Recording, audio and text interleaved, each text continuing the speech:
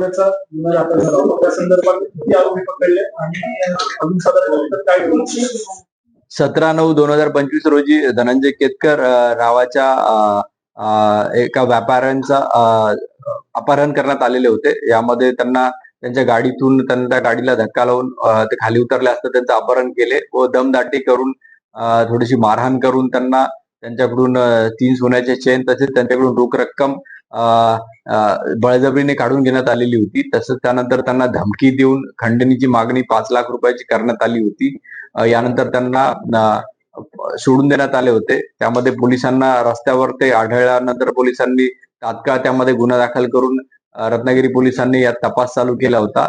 Additional SP, SDPO, आमचे PI Devrukh तसेच PI LCB यांनी जवळपास 6 टीम आम्ही तयार करून यामध्ये आरोपींचा टेक्निकल विश्लेषणातून शोध घेतला असता बदलापूर आणि नवी मुंबई या ठिकाणाहून आम्ही 4 आरोपींना ताब्यात घेण्यात आलेला आहे आणि त्यांच्याकडून जवळपास 1,20,000 रुपये रोख रक्कम या गुन्ह्यामध्ये झालेली आहे. तसेच एक गाडी आम्ही सध्या जप्त केलेली आहे.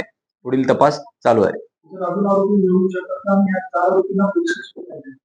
4 आरोपींना सध्या 2 दिवसाची पोलीस कस्टडी मिळालेली आहे. पुढील तपास करून आम्ही उर्वरित आरोपींचा शोध घेऊ.